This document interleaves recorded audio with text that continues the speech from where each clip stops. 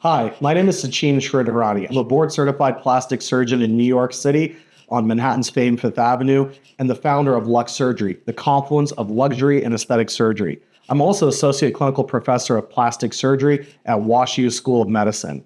Really excited to be able to talk to you for a few minutes about Planatome and my experience with this blade, along with differentiating technology and even, in fact, some histologic analysis that gives me a lot of confidence about the precision and wound healing that occurs when employing this blade.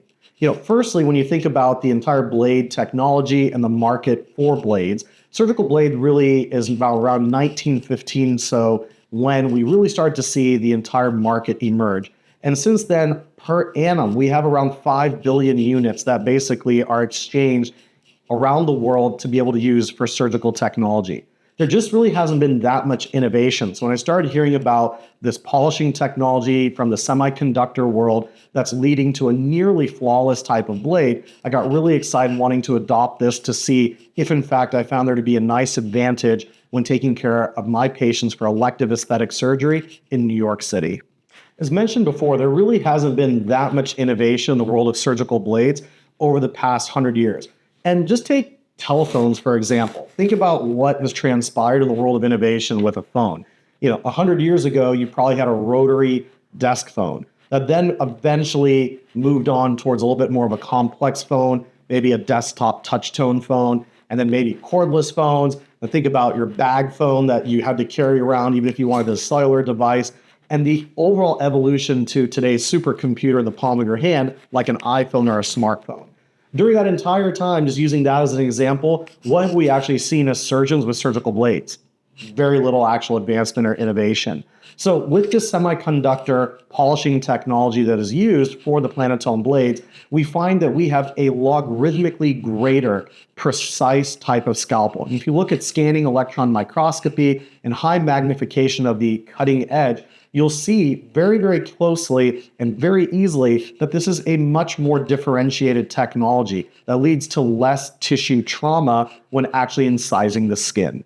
This is a very intuitive concept, right? If you think about it, the Planatome blade is going to give us really no grind defects, which effectively means that no micro tearing. And no micro tearing means reduced trauma, which then really means reduced swelling, and then again, a tremendous amount of precision and superior healing. Now take this from Halstead's Principles of Surgery. I was a Halstead resident, the Halstead Department of Surgery at Johns Hopkins. We want to be handling the tissue gently, closing without wound tension, accurately having tissue opposition, avoiding dead space, preserving vascularity, and achieving meticulous hemostasis. A lot of this is predicated on the initial cut or incision that occurs when employing a high-quality blade. With differentiated technologies, the goal again is superior healing. That's really what our hope is. And if you take a look at some of these images, you can tell that basically we're looking at conventional closures versus unconventional closures, so to speak. And by unconventional, of course, I mean our differentiated novel technology and blades. But really our goal is to have faster recovery times. And typically what we're finding is wound closure at 90% versus 10% after just 72 hours, and also some reduced bleeding and micro tearing. Also, there's increased strength and reduced scarring. What's something that one would expect intuitively from, again, a much cleaner blade and a much cleaner incision. So hopefully a smaller wound scar and reduced variability. And then, of course, also we would expect less pain and improved nerve regeneration. We know that we have certainly microscopic nerves at all different levels, especially in the dermis, and thinking about the various types of pain receptors. Certainly we seem to find a 2.5 reduction in pain indicators, macrophage density, and TGF-beta, which are key inflammatory markers after tissue trauma. And often there seems to be improved axon regeneration at 25% greater of recovery at about 5 weeks. The other elements that are also important are to look at improved immunocompromised healing. And so we often have better healing characteristics in diabetic control groups. Now, some of these are in vitro animal model studies as well, but at the same time, we are finding a lot of histologic data to support the fact that we're going to have less inflammatory markers because of less overall tissue trauma. A quicker recovery is also of paramount importance. And here we can also see that we have wound closure, for example, in an animal model, in the guinea pig model, after about 72 hours, which again is a lot quicker recovery than we would typically expect. And again, we applaud the organization for doing the animal studies to look at if in fact there's also going to be reduced bleeding and micro tearing at even after 24 hours.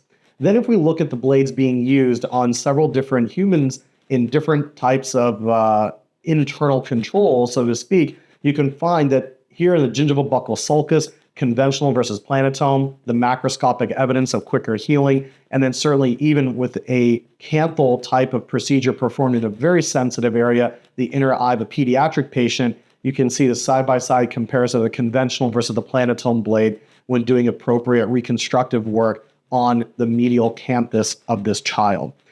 Firstly, and furthermore, when we think about surgical site infections, we know that increased trauma routinely leads to increased infections. There's a lot of data to support, of course, that a reduction in surgical site infections can be achieved with less overall tissue trauma. So some of this needs to continue to be backed up with good clinical data and good clinical research, but there's a lot of information to support why a blade that has reduced overall wound trauma is going to be a very, very good thing to incorporate into your healthcare system or into your private practice.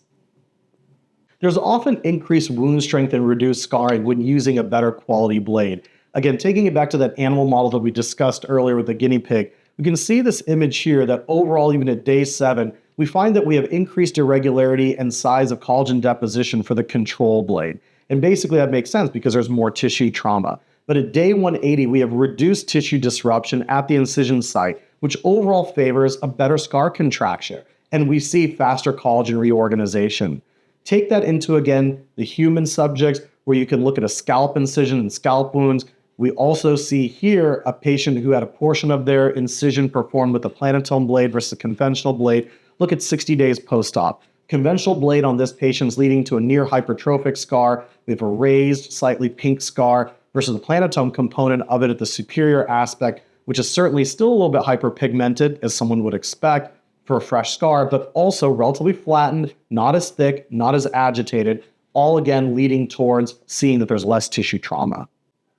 And how does this translate? Typically into less pain and reduced nerve damage. Now, again, we need to make sure that we have good studies on the human patient subjects. But again, when we look at histo data and also different types of staining, we can see that the stained nerves in tissue for guinea pigs showed time and time again that there was an improved overall axonal regeneration with a polished blade. So this has to be translated into good clinical studies in the human model. But again, we have a large animal model, so to speak, that demonstrates improvement in axonal regeneration because, again, of an overall cleaner incision that occurs through that type of tissue. There's been some excellent preclinical study work done by our colleagues in South Korea, and you can see their original work being done here again in the animal model when looking at diabetic wounds. Time and time again, we found that many different markers of inflammation, pain, scar, also extracellular matrix protein breakdown occurs for the remodeling phase, all tend to favor utilizing a planatome blade. So you can see all the different markers listed here that are very much paramount and indicators of either poor wound healing or less ideal wound healing that is occurring. Take a look at this because it's super important to understand how we can then translate this again into human studies. Translating all of this into human studies has shown us in aesthetic surgery of some really, really interesting outcomes. So firstly, we have some visibly superior outcomes in the overall scar model for inframammary fold incisions after breast augmentation. Here you can see a patient from 3 months, 6 months, and then again also 2 months and 6 months on another patient with different FST types that overall seem to have an improved appearance of their scars at each time point. For example, if you look at the lowest image at 6 months on the patient who was BRC02015, even though the patient has a thickened scar, borderline keloid, the planatome blade side is much better in overall appearance. So the tissue trauma is still present. However, we don't seem to see as thickened of a scar and as hyperpigmented or red scar that you often may see. The other two images are discussions that we had earlier. Here you can see a laparotomy incision that, again, with the planatome blade at the superior aspect of the laparotomy is healing much better. And again, a pediatric patient who has had medial canthal surgical procedures performed that you can again appreciate that the right side is red, erythematous, and more thickened scar, like a hypertrophic scar, whereas the left side has a mild pink hue, but an overall improved aesthetic outcome and functional benefit as well. In my practice, which is comprised of 100% aesthetic plastic surgery and also non-surgical modalities, it's really important to have the latest technologies that I know are going to optimize the patient experience and patient outcome. Understanding that there hasn't been a lot of innovation in the surgical blade world for nearly a century, I was really interested in understanding more about how improving blade technologies could improve my surgical patients. Anecdotally, at this point, I've used the blade on hundreds and hundreds of cases, time and time again, and found that patients seem to be responding incredibly well. Typically, my surgical times are a little bit faster. We also are optimizing safety by not having to do as many blade exchanges intraoperatively for cases. My blades seem to stay sharper a lot longer. So there's been a lot of benefit to having this in my practice, and I really enjoy being able to use better technologies for better outcomes in our patients who deserve the best.